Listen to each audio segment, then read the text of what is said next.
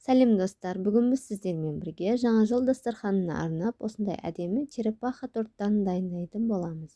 Видеоның соңына дейін қарап, дайындап көруге кеңес беремін. Ең алдымен құрғақ заттарымызды араластырып аламыз. Айранымыз бен сұйық майымызды өлшеп құйып аламыз. Жұмыртқамыз бен қантымызды 2-3 есе ұлғайып кеткенге дейін жақсылап миксерлейтін боламыз. Жұмыртқамыз, барлық заттарымыз бөлме температурасында тұрған болуы керек. 2-3 есе ұлғайды. Енді айранымыз бен сұйық майымызды құямыз. Жақсылап миксерлейміз.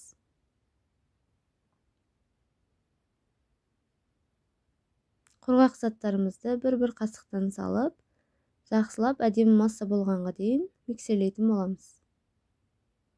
Бізде дайын. Енді осы массамызды екіге бөліп, бір бөлегін листімізге құйып аламыз. Бізде пергамент қағаз сапалы болуы керек. 180 градуста пісіріп аламыз.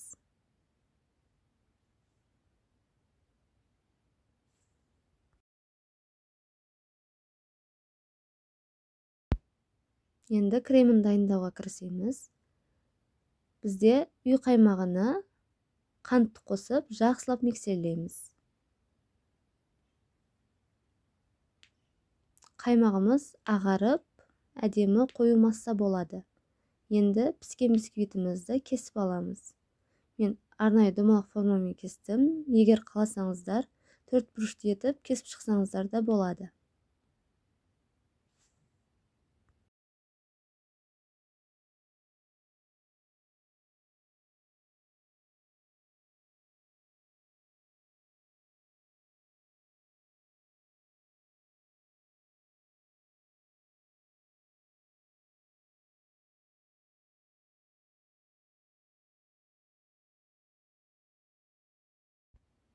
Бізде бисквитіміздің қалыңдығы осындай болады. Енді ыдысымызды дайындап аламыз. Бисквиттерімізді бір-бірден кремімізге саламыз. Ыдысымызға қойып шығамыз. Бұл рецептімен бізде 6-8 дана торт шығады.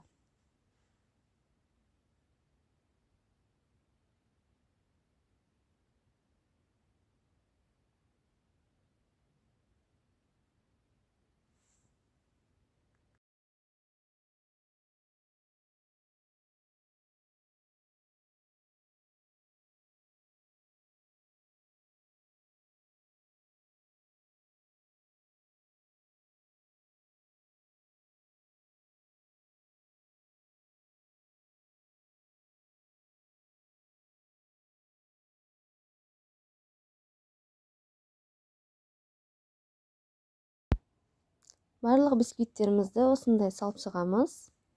Енді шоколадымызбен кілегейімізді ертіп, осындай мешалыққа салып, бетіне құйып шығамыз. Грамын жазып қалдыратын боламын.